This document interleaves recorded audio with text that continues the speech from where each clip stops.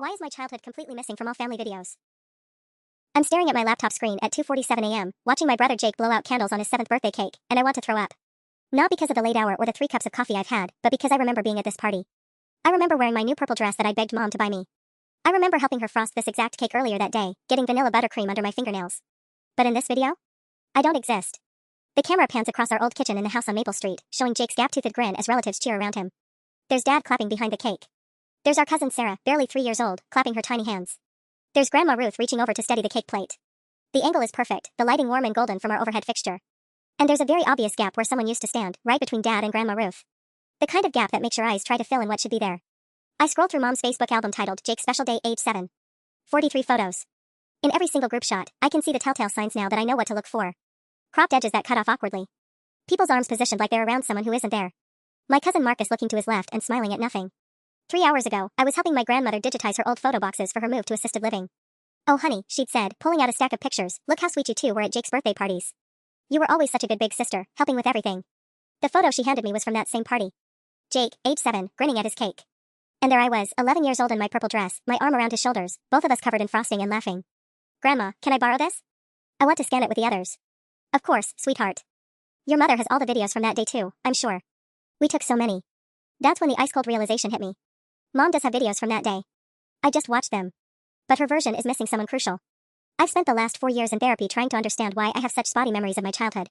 Dr. Martinez kept asking about family dynamics, about feeling invisible or overlooked. I told her I was probably just being dramatic. After all, Mom had shown me plenty of family videos over the years, usually when she was feeling nostalgic or when relatives visited. "See," she'd say, fast-forwarding through clips on her iPad. "Look how happy Jake was. Remember his shark face? You never liked being on camera much, sweetie. Always running away when I tried to film." I believed her. Why wouldn't I? She's my mother. But now I'm looking at Grandma's photo, then at Mom's video, then back at the photo. In one, I exist. In the other, I've been carefully, methodically erased. I checked the timestamp on Mom's Facebook post, uploaded 6 months ago. 21 years after Jake's actual birthday, she took the time to edit me out before sharing these memories with our family and friends. My hands are shaking as I open a new browser tab and log into the Google Drive where Grandma's been storing her digitized photos. I need to see how deep this goes. The Google Drive loads with agonizing slowness on Grandma's ancient Wi-Fi. Folder after folder appears: Christmas 1998, Summer Vacation 2001, Jake's Graduation 2018. My throat tightens as I realize how organized Grandma has always been, meticulously dating and labeling everything. I start with Christmas 2000, I would have been 12, Jake 8. I remember this Christmas clearly because it was the year I got the art set I'd wanted for months, and Jake got his first PlayStation. Grandma's photos show both of us tearing through wrapping paper under our old artificial tree. There I am in my red flannel pajamas, holding up a set of oil pastels like I'd won the lottery. Jake's got his controller already plugged in, sitting cross-legged on the carpet. I navigate to Mom's Facebook album from last Christmas when she posted throwback photos. Christmas Magic Through the Years, it's titled, with 47 photos spanning 2 decades. The 2000 Christmas photo is there. Same tree, same presents scattered around, same morning light streaming through our front window. But it's cropped to show only Jake with his PlayStation, sitting alone on a carpet scattered with wrapping paper that was clearly meant for 2 kids. The comments make my stomach lurch. Ah, Jake was always such a good boy on Christmas morning. Look at him playing so nicely by himself. What a little angel. Mom had responded to each comment with crying laughing emojis, and he was always so independent and grateful. Red heart. I screenshot everything. The original, the cropped version, the comments. Then I keep digging. Jake's first day of high school 2015. In Grandma's version, we're both standing by Dad's truck, Jake looking terrified in his oversized backpack, me as a college sophomore visiting home, making bunny ears behind his head to make him laugh before his big day. Mom's Facebook version shows Jake alone by the truck, but I can see my shadow stretching across the driveway and the edge of my hand still visible in the corner where she missed cropping it out. Summer Vacation 2003, Lake Tahoe. This one makes me sit back in Grandma's floral armchair and stare at the ceiling. I remember this trip vividly because Jake got sick the second day and I spent the rest of the week entertaining him in the cabin while our parents went hiking. We built elaborate Lego cities and I taught him to play poker with goldfish crackers. Grandma's photos show all of this. Me and Jake on the cabin's back deck, both of us sunburned and grinning, our Lego metropolis spread across a folding table. Another of us by the lake on the one day Jake felt good enough to swim, both of us making faces at the camera. Mom's version tells a completely different story. Her album is called Jake's Brave Fight Through Vacation Sickness. She somehow edited it to look like Jake spent the week alone, bravely building Legos by himself, a tragic little figure sitting solo on the deck. The comments are even worse. Poor little guy. So brave. What a trooper, making the best of being sick. Good thing he's so independent and creative. Mom's response: he's always been so resilient. Never complained once, just found ways to entertain himself. I raised him right. Flexed biceps. I want to scream. I want to call her right now and demand an explanation. But it's 3:33 a.m., and I'm starting to understand this is bigger than a few edited photos. I go back to the Google Drive and start counting folders. Grandma has digitized everything going back to 1995, the year Jake was born. This is going to be a very long night. By 5:15 a.m., I documented 17 separate instances of digital erasure spanning 23 years. 17 times my mother took family memories and surgically removed me like I was a tumor she needed to excise. But it's not just the photos. I find a folder labeled Home Videos, Master Copies, and my blood turns to ice water. The first video I click is titled Jake_first_steps_4. The timestamp shows it was uploaded to Grandma's cloud storage just last month. I hold my breath and press play. There's 1-year-old Jake in our old living room, wobbling between Mom's outstretched arms and the coffee table. And there's 5-year-old me, sitting cross-legged on the carpet, clapping and cheering. Come on, Jakey. You can do it. When he finally lurches forward and takes those 3 shaky steps, I'm the first one he falls into, both of us tumbling over in a giggling heap while Mom and Dad cheer from behind the camera.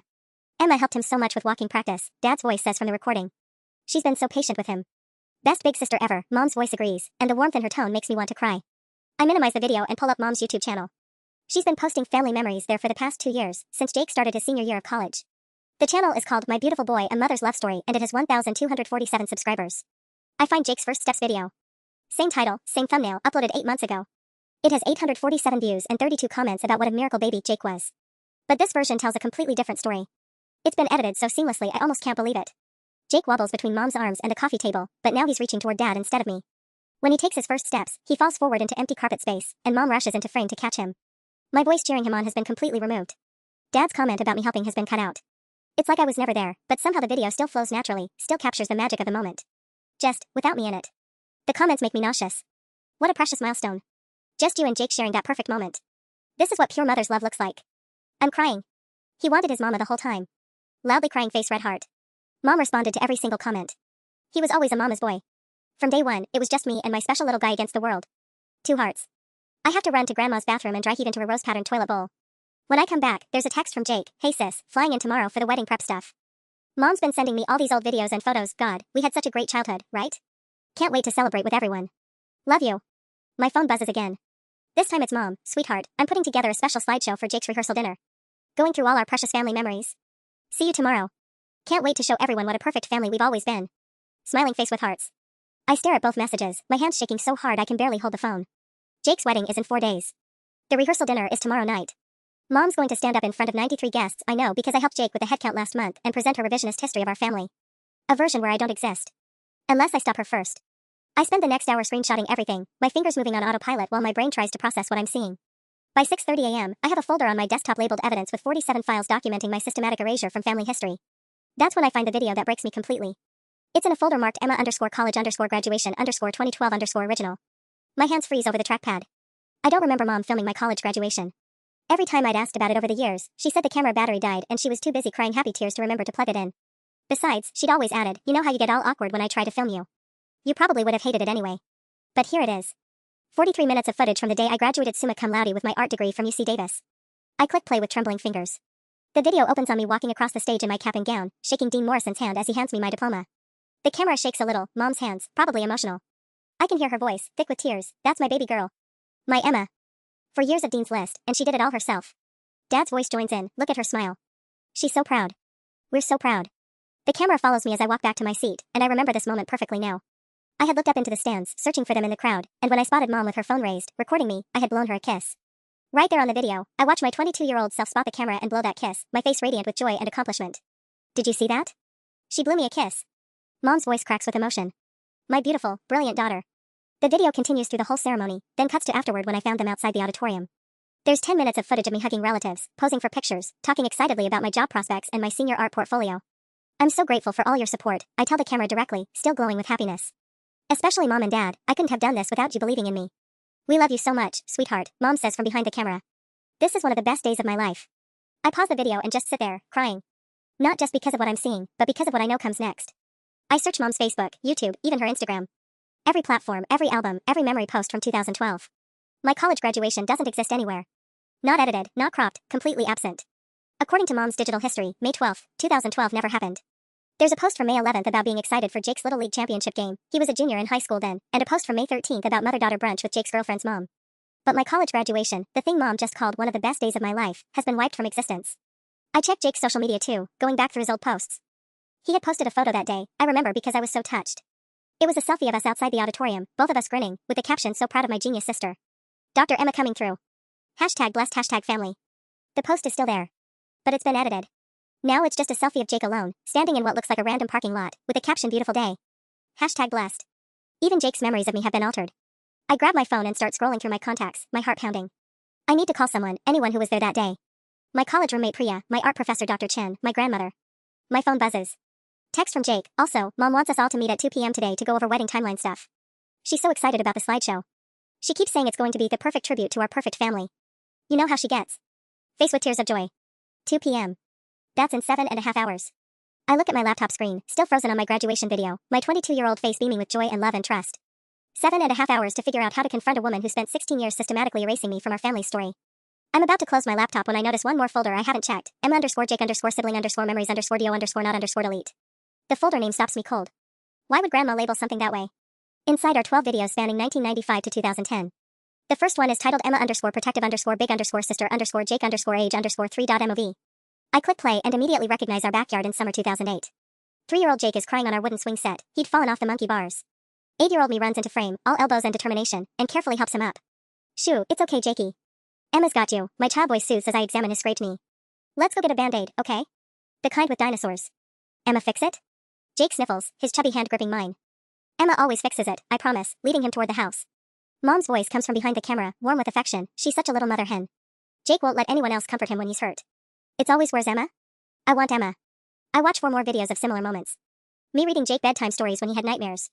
Me teaching him to ride his bike in our driveway, running alongside him for what feels like hours.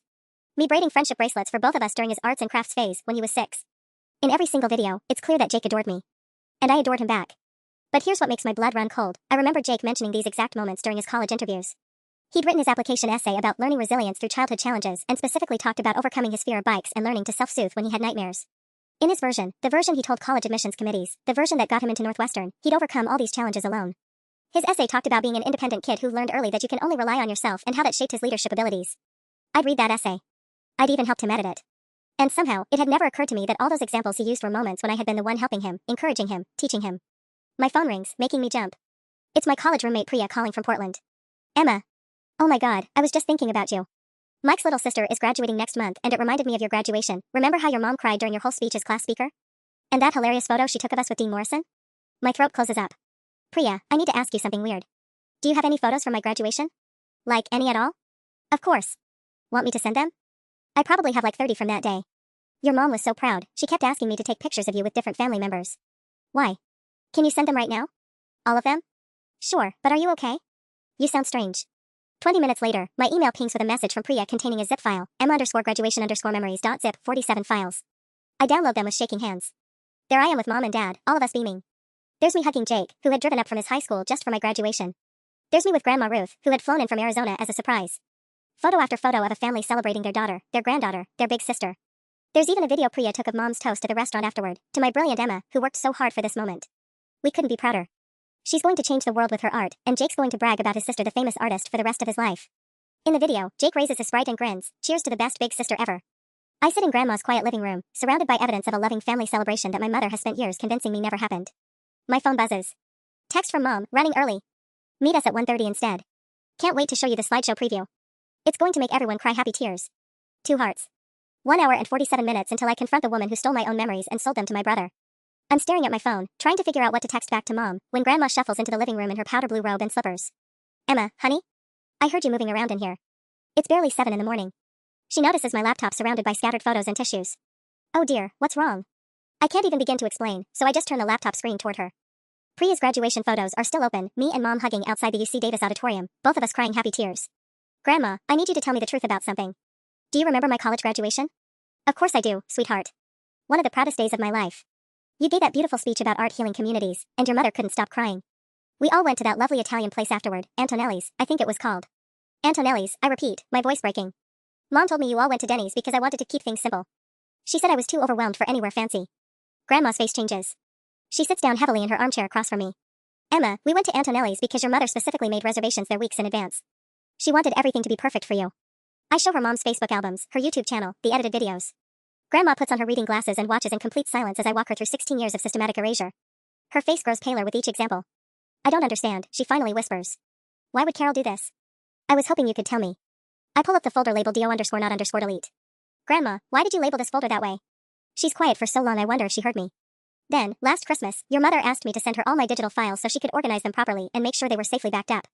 She said she wanted to create a master archive of family memories. My stomach drops. What did you tell her? I said I'd think about it. But something felt off. She kept emphasizing how she wanted to make sure Jake would have all these memories preserved for his future children. She barely mentioned you. Grandma removes her glasses and rubs her eyes. I started paying more attention to her social media posts after that. The way she talked about family memories, it was like I didn't exist. I told myself I was being paranoid. But I labeled those folders that way because they show who you really are, Emma. How much you love your brother. How much he loved you. She looks at me with tears in her eyes. I was protecting the truth, even though I didn't want to believe I needed to. My phone buzzes again. This time it's Jake. Hey, change of plans. Mom wants to meet at the venue instead of the house. She wants to practice her slideshow presentation with the actual AV equipment. See you at Willowbrook Country Club at 1:30. She's so nervous about the technical stuff but so excited to show everyone our family journey.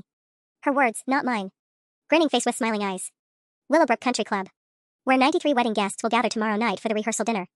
Where Mom will present her revisionist history to our entire extended family, cementing the narrative that Jake was raised by loving parents as essentially an only child.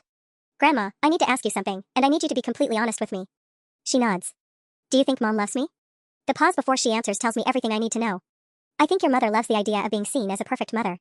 And somehow, over the years, that became more important to her than actually being one. I close my laptop and check the time. 7:23 a.m.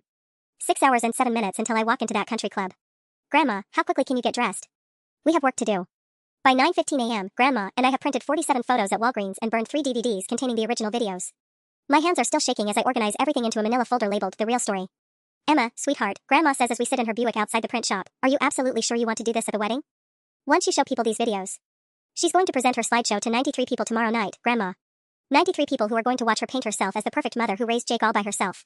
Some of those people watched me help raise him. They're going to sit there and let her rewrite history. My phone starts ringing. Mom's contact photo fills the screen. It's one of us from last Mother's Day, both of us smiling at brunch. I remember how normal that day felt, how much I'd enjoyed our conversation about Jake's engagement. Before I knew she'd been systematically erasing me for decades. Hi, Mom. Emma. Where are you, honey? I drove by Grandma's and her car is gone. We moved the meeting to 1:15 now. The wedding coordinator needs the AV room by 2:30. We're just running some errands. We'll be there. Perfect. Oh, and Emma? I know I don't say this enough, but I'm so grateful you've always been so low-key about family events. Jake's always been the one who loves being the center of attention, and you've always been so generous about letting him have his moments. It's going to make tomorrow night extra special. The gaslighting is so smooth, so practiced, that for a second I almost thank her for the compliment. That's what 16 years of conditioning does to you. See you soon, Mom. After I hang up, Grandma reaches over and squeezes my hand. What's your plan, exactly? I'm going to watch her slideshow. I'm going to let her present her version of events to everyone. And then I'm going to ask if anyone wants to see the director's cut. We drive back to Grandma's in silence while I rehearse what I'm going to say. But my phone keeps buzzing with texts that make my resolve waver. Jake, dude, I just watched some of Mom's slideshow footage and I'm literally crying. Remember that Christmas when I got my PlayStation? I looked so happy playing by myself. Mom said you were probably at a sleepover or something. It's crazy how independent I was as a kid. My chest tightens. He genuinely doesn't remember. The gaslighting didn't just work on me, it worked on him too. Another text from Jake, actually, that's weird. I could have sworn you were there that Christmas morning. Didn't you help me set up the PlayStation? I had this random memory of you showing me how to save games. Then, 3 minutes later, never mind, Mom said I'm thinking of a different Christmas. She has everything documented so perfectly. Thank God one of us has a good memory. Face with tears of joy. I screenshot his texts and add them to my evidence folder. At 12:47 p.m., my college friend Marcus calls. Emma, this is going to sound bizarre, but I was just looking through old Facebook photos and I found something weird. Remember Jake's 16th birthday party? You threw him that surprise party at your parents' house? Yeah, why? I'm looking at the photos I posted from that night, and they're different. Like, they've been edited. There are pictures of Jake blowing out candles, but you're not in any of them. But I swear you were standing right next to him when he made his wish. I remember because you whispered something that made him laugh right before he blew them out. My blood goes cold. Marcus, Mom doesn't have access to your Facebook account. No, but Jake and I are friends, and he's tagged in all these photos. If someone with admin access to his account requested edits. I hang up and immediately call Jake. It goes straight to voicemail. Jake, it's me. Call me back right now. We need to talk before the meeting. He doesn't call back. At 1:10 p.m., I'm sitting in Grandma's passenger seat outside Willowbrook Country Club, staring at the elegant stone facade where my brother will get married in 3 days. Where, in 4 hours, I'm either going to reclaim my existence or lose my family forever. The country club's marble foyer feels like a mausoleum as Grandma and I walk through the doors at exactly 1:15 p.m. I'm clutching my manila folder so tightly that my knuckles have gone white, the evidence of 16 years of erasure reduced to physical weight in my hands. Emma. There you are. Mom's voice echoes across the space, artificially bright. She's wearing her favorite navy blazer, the one she reserves for important occasions, and her hair is styled in the perfect bob she gets done every 6 weeks at Salon Bella. Jake is standing beside her in front of an ornate mirror, adjusting his Northwestern University polo shirt. When he sees me, his smile seems forced, uncertain. Hey, sis. We need to talk, I say immediately. Privately. After the presentation, Mom interjects smoothly, already guiding us toward the Magnolia Room. The wedding coordinator is on a very tight schedule, and I've been working on this slideshow for weeks. I want everything to be perfect for tomorrow night. The AV equipment is already set up, a professional projector system that probably costs more than my car. Mom's laptop sits open on the presentation podium, and I can see the file name on her desktop, Jake's Journey, a Life Well Loved.pptx. Okay, everyone take a seat. Mom claps her hands together like she's directing a board meeting. I'm so excited to share this with you. Jake, honey, you haven't seen the final version yet. I added some surprise footage I found in my archives. Archives. Like she's a documentary filmmaker instead of a mother who spent years methodically editing her daughter out of existence. Jake sits in the front row, pulling out his phone to record. This is so cool, Mom. I can't wait to see what you put together. I remain standing in the back, my folder pressed against my chest. Grandma settles into a chair beside me, her face carefully neutral. The lights dim, and Mom's slideshow begins with a soft piano melody and elegant script. Jacob Michael Chen Rodriguez, 28 years of joy. The first image is Jake as a newborn, tiny and red-faced in a hospital blanket. Mom's voice narrates over the music. From the moment you arrived, you were our miracle baby. So perfect, so wanted, so loved. I remember this photo. I was 5 when Jake was born, and I begged to hold him. There was a picture of me cradling him in that same hospital room, both of us surrounded by balloons and flowers. But that's not the story being told here. The slideshow continues chronologically. Jake's first Christmas, alone under the tree with his presents. His first day of kindergarten, walking solo toward the school building. His little league games, birthday parties, family vacations. Every milestone, every achievement, every moment of childhood joy. And I am nowhere. But I can see the evidence of my removal everywhere now. Jake reaching toward empty space where someone used to stand. Conversations that start mid-sentence because someone's voice was edited out. Shadows and reflections that don't match the people visible in frame. Look how independent he was, Mom narrates as 5-year-old Jake appears to be building an elaborate Lego castle by himself. Always so creative, so self-sufficient. Never needed anyone else to have fun. I built that castle with him. We spent 3 hours on it during a rainy Saturday, and when we finished, Jake had insisted on naming it Emma and Jake's Super Castle because we were a team. The slideshow reaches Jake's high school graduation. There he is in his cap and gown, hugging Mom and Dad, looking proud and accomplished. The photo is cropped just enough to remove my arm from around his shoulders. We were so proud, Mom's voice continues. Jake worked so hard for this moment. A perfect son achieving his dreams through determination and family support. Jake is wiping his eyes, completely absorbed in this revised version of his childhood. Mom, this is incredible. I can't believe you documented everything so perfectly. The presentation moves into college years. Jake's dorm room setup, where I'd spent an entire weekend helping him organize everything and teaching him to do laundry. His sophomore year birthday, where I'd driven 4 hours to surprise him with a homemade cake. His study abroad photos from London, which I'd helped him apply for, spending hours editing his essays. All of it presented as Jake's solo journey of growth and achievement. Then the slideshow reaches a section titled The Village That Raised Our Boy, and my heart stops. Photos of extended family members who supported Jake through the years. Grandma Ruth teaching him to play chess. Cousin Marcus showing him guitar chords. Uncle David at Jake's baseball games. I'm in the original versions of every single one of these photos. But here, I've been carefully extracted, leaving Jake surrounded by loving family members who apparently appeared and supported him while his sister remained mysteriously absent from every meaningful moment. The final slide appears. Thank you, Jake, for being the light of our lives. Tomorrow you start a new chapter, but you'll always be our perfect boy. The music swells. The screen fades to black. Mom beams at us expectantly. Jake stands up and hugs her, his voice thick with emotion. Mom, that was... I don't know what to say. Thank you for preserving all those memories. For always being there for everything. Always, sweetheart. Every moment mattered. I stepped forward, my folder trembling in my hands. That was beautiful, Mom. But I think everyone would love to see the director's cut. Mom's smile freezes on her face like someone just paused a video mid-frame. I'm sorry, what? The director's cut, I repeat, my voice steadier than I expected. You know, like when movies release extended versions with deleted scenes. I thought it might be fun to show some of the footage that didn't make it into your final edit. Jake looks confused, glancing between us. What deleted scenes? Mom, did you cut stuff out? Oh, sweetie, Mom laughs, but it sounds like glass breaking. You know how these things work. I had hours and hours of footage. I had to trim it down to the highlights, the moments that really mattered. Nobody wants to sit through every boring second of. Actually, I'd love to see more, Grandma interrupts quietly. Emma, did you bring something to show us? The wedding coordinator chooses that exact moment to poke her head into the room. Mrs. Rodriguez? I hate to interrupt, but we're running about 10 minutes behind schedule. The Hendrix rehearsal needs the space at 2:30 sharp. Of course. Mom's voice jumps an octave. We're just finishing up. Emma, whatever you have can wait until later. We really need to wrap this up and discuss tomorrow's timeline. It'll just take 5 minutes, I say, moving toward the laptop. Jake should see this before his wedding. It's about his childhood memories. Emma. Mom's voice carries a warning I've heard my entire life, the tone that means stop pushing, stop asking questions, stop making things difficult. Not now. But I'm already plugging my USB drive into her laptop. Jake, do you remember your 7th birthday party? The one where you were so excited about your shark-themed cake. Jake's face lights up. Oh my god, yes. I was obsessed with sharks that whole year. Mom, didn't you show me video from that party a few months ago? The highlights, yes, Mom says tightly. Emma, I really don't think. Here's a highlight I thought you might enjoy. I click play on the original video from Grandma's collection. This is the same party, just from a different angle. The screen fills with our old kitchen, and there's 7-year-old Jake grinning at his shark cake. But this time, when the camera pans across the room, I'm there. 11-year-old me in my purple dress, helping steady the cake as Jake takes a deep breath to blow out his candles. Make a good wish, Jakey, my child voice calls out. I wish Emma could always be my big sister. Jake declares before blowing out all 7 candles in one breath. Everyone cheers, but the camera stays focused on us. Jake immediately turns to hug me, frosting getting all over both our faces. Did you hear my wish? I wished for you. I heard, my 11-year-old self laughs. That's the best wish ever. Present-day Jake has gone completely still. He's staring at the screen like he's seeing a ghost. I remember this. I remember making that wish. But Mom, in your video. Technical difficulties, Mom says quickly, reaching for the laptop. Sometimes old footage gets corrupted when you digitize it. The quality was poor, so I had to edit around the damaged sections. The footage isn't damaged, Mom. I gently move her hand away from the keyboard. Jake, do you want to see your first steps? The complete version? The wedding coordinator clears her throat. I really do need to insist. 5 more minutes, Grandma says firmly. Please. I click on the next video. There's 1-year-old Jake wobbling between Mom's arms and the coffee table, but now the full scene plays out. Me cheering him on, him falling into my arms, Dad's voice praising me for being such a good helper. Jake's face has drained of all color. This is impossible. I've seen video of my first steps dozens of times. You weren't in it. Check your phone, I say quietly. Look at the version Mom sent you last month. He pulls out his iPhone with shaking hands, scrolling through his messages. Finds the video. Plays them side by side, Mom's version and the original. The silence in the room is deafening except for the sound of both videos playing, showing 2 completely different versions of the same moment. Carol, Grandma's voice cuts through the quiet like a blade. What did you do? Mom straightens her blazer and lifts her chin. I preserved the memories that mattered. I highlighted Jake's achievements and milestones without unnecessary distractions. That's what good parents do, we focus on our children's success. Unnecessary distractions? I repeat. Is that what I am? Emma, you're being very dramatic.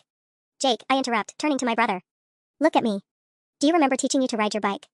Do you remember me reading you stories when you had nightmares? Do you remember me helping you with your college applications?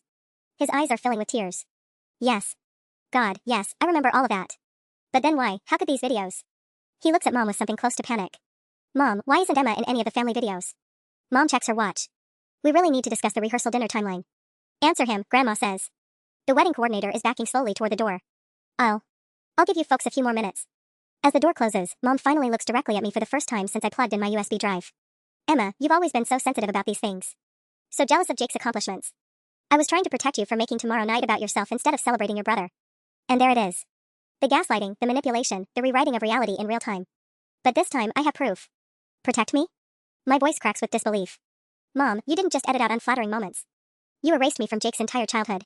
You made it look like I never existed. I pull up my laptop and connect it to the projector, my hands surprisingly steady now. Jake, remember your college essay? The one about learning resilience through childhood challenges? Yeah, of course. That essay got me into Northwestern. He's still staring between the 2 phones, watching his first steps play out in 2 completely different realities. You wrote about learning to ride your bike alone, about self-soothing through nightmares, about being independent and self-reliant. I click to the next video. Here's you learning to ride your bike. The screen fills with our old driveway. 6-year-old Jake is wobbling on his red Schwinn while 12-year-old me runs alongside him, one hand on his back, shouting encouragement. You can do it. I've got you. Just keep pedaling. When he finally finds his balance and rides solo for the first time, he immediately brakes and turns around, his face glowing with pride. Emma, did you see? I did it. You did it. I cheer, catching him in a huge hug. I knew you could. Jake watches this in complete silence, his face cycling through confusion, recognition, and something that looks like grief. Your Northwestern essay, I continue quietly, talked about how conquering your fear of bikes taught you that challenges are meant to be faced alone, with determination and self-reliance. But Jake, you weren't alone. You were never alone. Stop it. Mom's voice is sharp now, the veneer of maternal warmth completely gone. Stop trying to insert yourself into his memories. Insert myself? I spin around to face her. I was there, Mom. I was there for all of it. You were always so needy, Mom snaps. Always making everything about yourself. Even as a child, you couldn't let Jake have anything that was just his. Grandma stands up abruptly. Carol and Rodriguez, that is enough. I've never heard Grandma use Mom's full name like that, and apparently neither has Mom, because she actually flinches. Jake worked hard for his achievements, Mom continues, but her voice is less certain now. He deserved to have his moments celebrated without his sister taking credit. Taking credit? I laugh, but it comes out hollow and broken. Mom, I have 47 documented instances of you editing me out of family memories. 47. This isn't about me wanting credit. This is about you systematically erasing me from our family's history.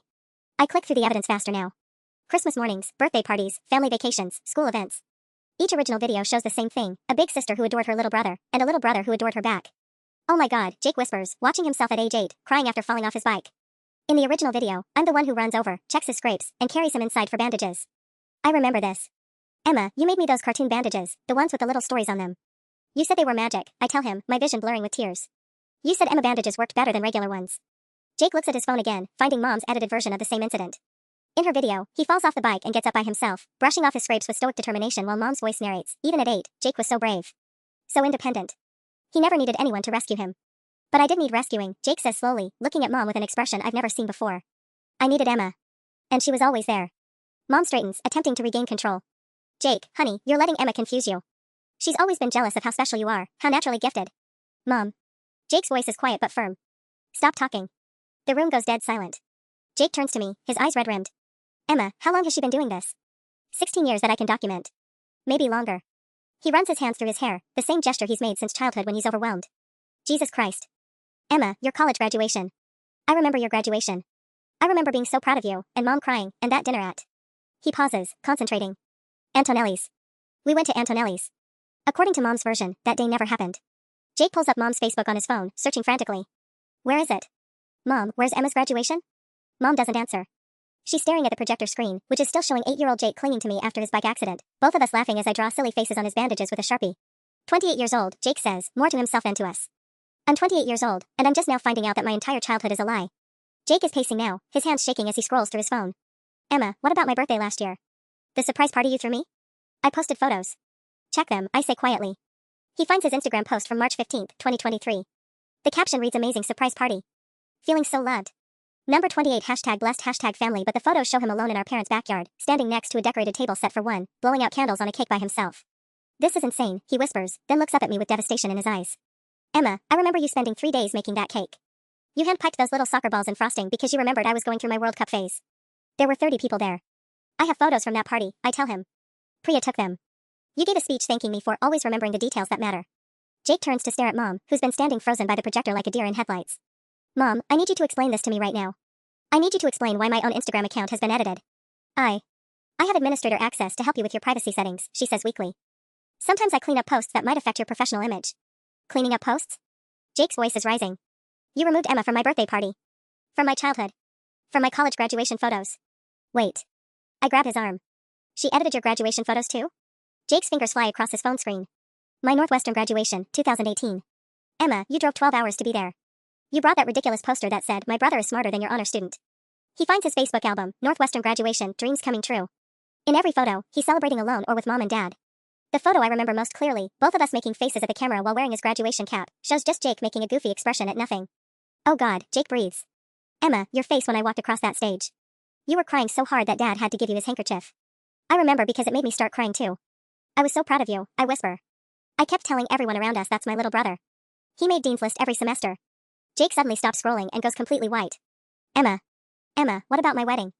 The question hangs in the air like a blade. What about your wedding? I ask, though my stomach is already dropping. The engagement photos. The website. The programs. His voice is getting higher, more panicked. Sarah and I spent months on the wedding website. There's a whole section about our families, about how we grew up. Emma, are you in any of it? I've never looked at Jake's wedding website. Why would I? I assumed I'd be mentioned normally, the way sisters are typically mentioned in wedding materials. Jake, I'm sure. No. He's already pulling it up on his phone. Look. Look at this. He holds out his phone, showing me a page titled Jake's Story. There are paragraphs about his childhood, his accomplishments, his loving parents who raised him to be the man he is today. Photos of him throughout the years, always alone, always independent, always the golden child achieving things through his own determination. Not a single mention of his big sister. But the worst part is the section called Jake's Family. Photos of Mom and Dad labeled the most supportive parents a son could ask for. A photo of Grandma Ruth labeled the wisest woman in our family. Even a photo of our cousin Marcus labeled like a brother to Jake. I am nowhere on the page that introduces Jake's family to his bride's relatives. Sarah, Jake says, his voice cracking. Sarah doesn't know I have a sister. The words hit me like a physical blow. I actually stagger backward, bumping into one of the country club's ornate chairs. What do you mean Sarah doesn't know you have a sister? Jake's hands are trembling as he scrolls through his phone. I mean exactly that. Emma, think about it. When did you meet Sarah? When did you two hang out? I open my mouth to answer, then close it. Sarah and Jake have been together for 3 years. They got engaged 18 months ago. And I'm realizing with growing horror that every interaction I've had with her has been brief, surface level, orchestrated by Mom. The engagement party, I say slowly. I talked to her at the engagement party. For maybe 10 minutes, Jake says, his voice getting higher. Mom kept pulling her around to meet different relatives. And what did you two talk about? I try to remember. She said she'd heard so much about the family. She mentioned how close you are with Mom and Dad. What about before that? When I first started dating her? My mind races through 3 years of memories. You brought her to Christmas dinner in 2021. But she seemed tired, and she left early. She left early because Mom told her I had food poisoning and needed to rest, Jake says flatly. I found out later. Sarah thought she was being considerate, giving me space to recover with my family. The room is spinning. Jake, that's impossible. You've talked about me to her, right? You've mentioned having a sister? Jake sets his phone down and looks at me with the most broken expression I've ever seen on his face. Emma, I tried to. Every time I brought you up, Mom would change the subject or interrupt with some story about my childhood achievements. And somehow I started forgetting to mention you. Forgetting? Not forgetting. But like. He struggles for words. You know how mom is. She has this way of steering conversations. And every time Sarah was around, it was always about my job, my accomplishments, my future plans. The narrative was always about me as this independent, successful guy from a tight-knit family. And you. I got edited out of the live conversations too, I finish. Jesus, Emma. I think I'm going crazy. I have clear memories of wanting to tell Sarah about you, about us, about how much you mean to me. But every time I tried, something would happen. Mom would interrupt, or the conversation would pivot, or Sarah would get a work call. Grandma, who's been sitting quietly through this revelation, finally speaks up. Jake, where's Sarah now? Is she coming to the rehearsal dinner tonight? She's flying in this afternoon. Her maid of honor is picking her up from the airport at 4 p.m. and then. Jake stops mid-sentence. Oh God. Oh my God, Mom, what did you tell Sarah about tonight? Mom, who's been standing frozen by the projector this entire time, finally finds her voice. I told her it was an intimate family dinner. Just immediate family and a few close relatives. How many people, Mom? I don't know, maybe 15. You told me it was 93 people. I burst out. You said 93 guests for the slideshow. That's tomorrow's reception dinner, Mom says quickly. Tonight is just close family. Jake is staring at her with dawning comprehension. Mom, you planned 2 different events. A small one where Emma could be safely contained, and a large one where you could present your slideshow to the extended family. I planned appropriate celebrations for. Who's coming tonight? Jake demands. Specifically. Mom fidgets with her blazer buttons. Just us, Grandma Ruth, Uncle David and Aunt Lisa, the Hendersons from next door. The Hendersons who've known Emma since she was 5 years old, Grandma interrupts coldly. Sarah's parents, Mom continues, not meeting anyone's eyes. Her maid of honor Jessica. A few other close friends. Jake sits down heavily. So tonight, Emma will be at a dinner with people who've known her for decades, sitting next to Sarah's family who have no idea she exists. It's not that dramatic. Mom. Jake's voice echoes off the country club's marble walls. Sarah's parents are going to meet Emma tonight and ask how long she's known me, and she's going to say 28 years, I'm his sister, and they're going to be completely confused because their daughter has never mentioned me having a sister. The wedding coordinator chooses that moment to crack open the door. I'm so sorry to interrupt, but the Hendricks party is here for their 2:30 reservation. We need 5 more minutes, I say firmly. Ma'am, I really can't. Please, Jake says, and something in his voice must convince her because she nods and closes the door again. Jake turns back to Mom. How are you planning to handle tonight? What was your plan when Sarah's parents met Emma? Mom straightens her shoulders, and I can see her shifting into damage control mode. I thought we could introduce Emma as a close family friend. Someone who's been like a sister to you. That way there's no confusion about why Sarah hasn't heard much about. No. Jake's voice is so loud that I jump. Absolutely not. I am not introducing my actual sister as a family friend to cover up your. He gestures helplessly at the projector, which is still showing our childhood videos. What do I even call this, Mom? What is this? This is me protecting our family, Mom says, her voice gaining strength. Protecting Jake's happiness. Protecting his wedding from unnecessary drama. Unnecessary drama, I repeat numbly. Mom, I'm his sister. I'm supposed to give a maid of honor speech tomorrow night. The silence that follows is so complete I can hear the air conditioning humming. Emma, Jake says slowly, are you actually in the wedding? What do you mean? Of course I'm in the wedding. I helped you pick the venue. I went dress shopping with Sarah's sister. I wrote my speech 3 weeks ago. Jake pulls out his phone again, and I can see his hands shaking. The wedding program. Sarah showed me the final draft last week. He finds his email, scrolling frantically. Here it is. The wedding party list. He reads in a monotone voice, maid of honor, Jessica Chan, bride's sister. Bridesmaids, Ashley Rodriguez, cousin of the groom. Michelle Santos, college roommate of the bride. Katie Chen, bride's cousin. My name isn't there. Best man, he continues, Marcus Rodriguez, cousin of the groom. Groomsman, David Chen, bride's brother. Mike Santos, college friend of the groom. Alex Rodriguez, family friend. He looks up at me, his face gray. Emma, you're not in my wedding.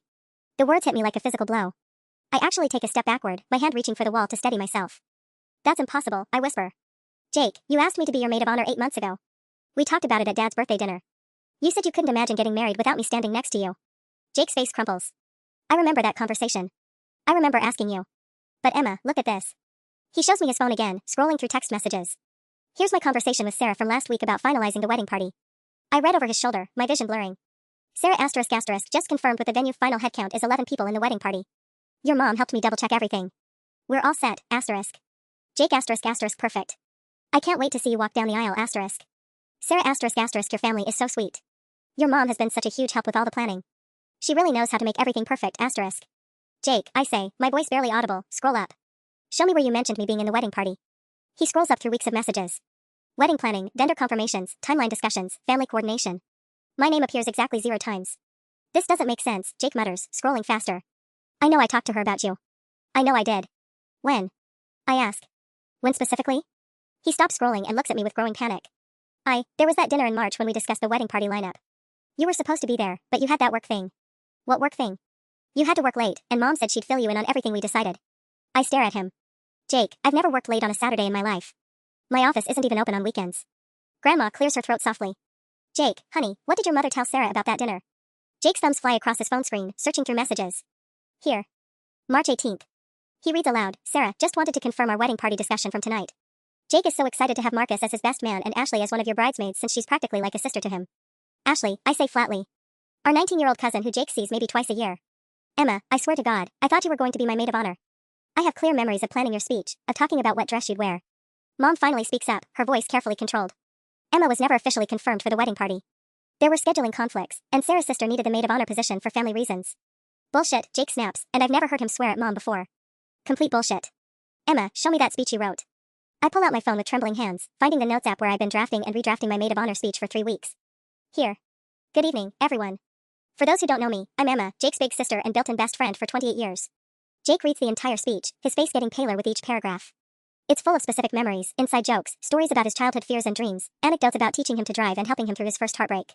This speech, he says quietly, contains more information about who I actually am than anything in Mom's slideshow. Jake, I continue, look at the date stamp on this note. I started writing it on October 3rd, the same day you told me Sarah's dress was going to be ivory, so I should plan my maid of honor dress accordingly.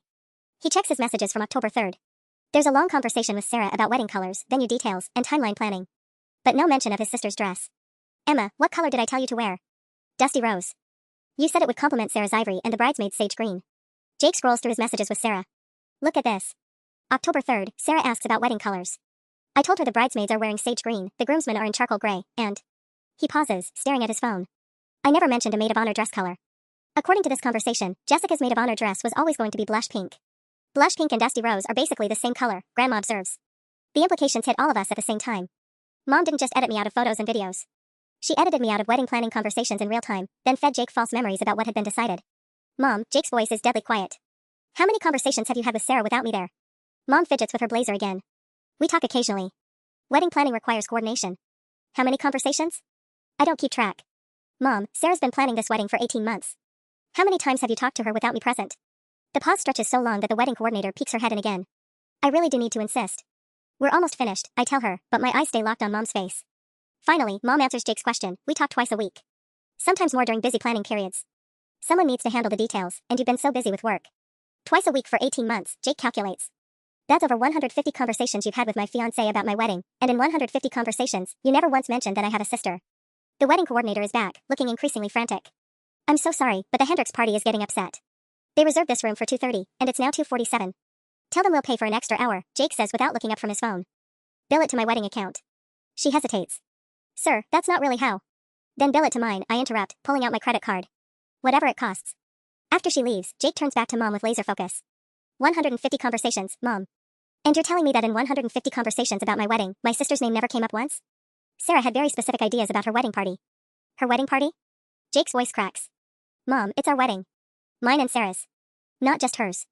I'm staring at the projector screen, which is still showing that video of 8-year-old Jake clinging to me after his bike accident. In the video, he's looking up at me with complete trust, like I'm the safest person in his world. Jake, I say quietly, what does Sarah think happened when you got hurt as a kid? Who does she think took care of you? He goes very still. She thinks I was a really independent kid. She's always talking about how impressed she is that I'm so self-sufficient, that I don't need a lot of emotional support. And where did she get that impression? Jake looks at Mom with dawning horror. You told her I raised myself, didn't you? You told her I was this amazingly resilient kid who never needed help with anything. I told her the truth, Mom says defensively. That you were mature for your age, independent, capable. I was 6 years old when I fell off that bike. Jake gestures at the screen. I was 6, and I was crying, and I needed my big sister to make it better. That's not independence, that's just being a normal kid with a normal family. My phone buzzes with a text. It's from a number I don't recognize, *hi. This is Jessica, Sarah's maid of honor. Sarah gave me your number.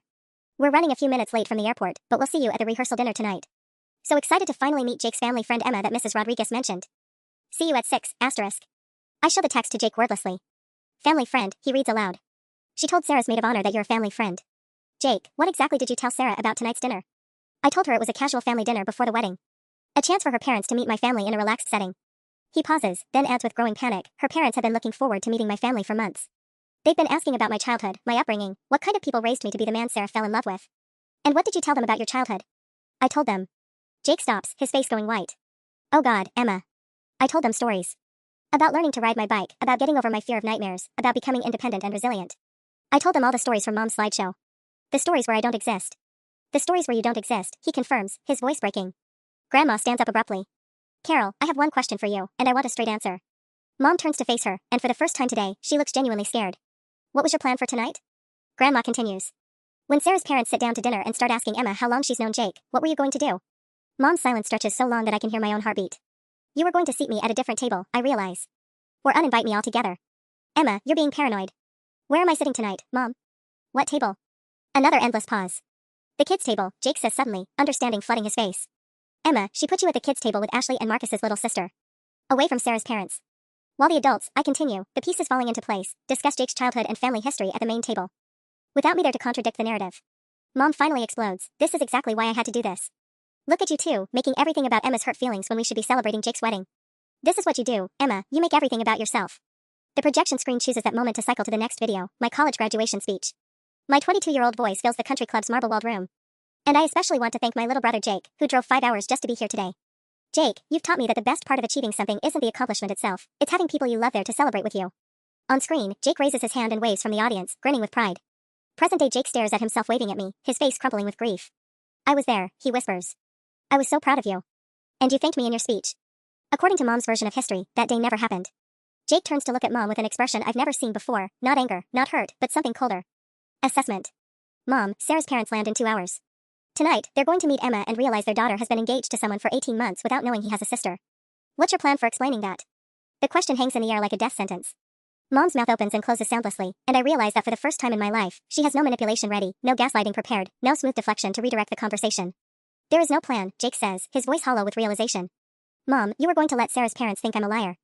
You were going to let them believe I've been hiding a sister from their daughter for 3 years. Or, I add quietly, you were going to convince everyone that I'm delusional.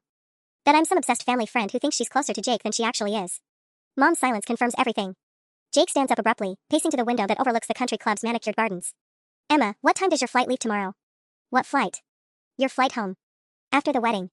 My stomach drops. Jake, I don't have a flight. I'm driving back Sunday morning. We talked about this, I was going to help with cleanup and gift transport. According to the wedding coordinator's final timeline, Jake says, pulling out his phone, there's no cleanup crew assigned to Emma Rodriguez. There's no mention of Emma Rodriguez anywhere in the post-wedding logistics. I grab my purse and pull out my bridesmaid information packet, the one I've been using to track dress fittings, rehearsal schedules, and ceremony details. Jake, look at this.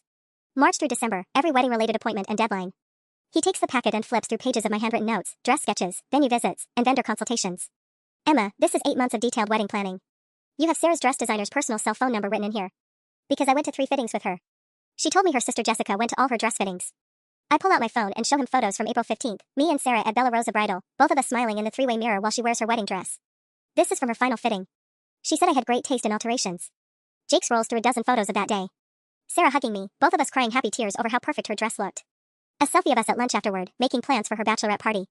Her bachelorette party, Jake says suddenly. Emma, were you at Sarah's bachelorette party? Of course. Vegas, last month. Jessica, Ashley, me, and 4 of Sarah's college friends. Show me photos. I scroll to my Vegas album, 23 photos over 3 days. Me and Sarah at dinner, poolside at the Bellagio, dancing at some club whose name I can't pronounce. In every photo, we look like future sisters-in-law who genuinely enjoy each other's company. Emma, Jake's voice is barely a whisper. Sarah told me her bachelorette party was just Jessica and 3 college friends. She said it was small because she's not close with my family yet. I show him a video from that trip, Sarah, slightly tipsy, talking directly to my camera. Emma, I'm so glad Jake has you. He doesn't realize how much you take care of him, but I see it. You're going to be the best sister-in-law ever. Jake watches his fiancée praise his sister, the sister she supposedly doesn't know exists. Mom, Jake says, turning around slowly. What did you tell Sarah about Vegas? I don't know what you mean. You know exactly what I mean. What did you tell Sarah to make her think Emma wasn't at her bachelorette party? The wedding coordinator appears one final time. I'm terribly sorry, but I really must insist. We're done, I announce, ejecting my USB drive and closing both laptops. Jake, we need to go. Sarah lands at 4:17 p.m., and we need to talk to her before tonight's dinner. Emma, wait. Mom's voice cracks with desperation. We can fix this. We can explain everything to Sarah privately. We don't need to ruin Jake's wedding over a misunderstanding. A misunderstanding? Jake turns to stare at her. Mom, you gaslit my fiancé into forgetting my sister exists. I protected your relationship from unnecessary complications. Stop. Jake holds up his hand. Just stop talking. He looks at me with tears in his eyes. Emma, I'm so sorry. I don't know how I let this happen. I don't know how I forgot who you are, what you mean to me. You didn't forget, I tell him. You were manipulated by someone who's had 16 years of practice. Jake nods, then turns back to Mom with newfound resolve. Here's what's going to happen. Emma and I are going to meet Sarah at the airport. We're going to explain everything. Tonight's dinner is cancelled. Jake, you can't cancel. The wedding is postponed, he continues, his voice getting stronger. Sarah deserves to know who she's actually marrying, and that includes knowing my family. My real family. You'll ruin everything. Mom's composure finally cracks completely. Sarah's parents flew in from Portland. The vendors are all confirmed. The deposits are non-refundable. Then we'll leave the deposits, Jake says firmly. Emma, will you come with me to the airport? I look at my little brother, the boy I taught to ride a bike, the teenager I helped with college applications, the man whose wedding I was erased from, and nod. Let's go introduce your fiancée to your actual sister.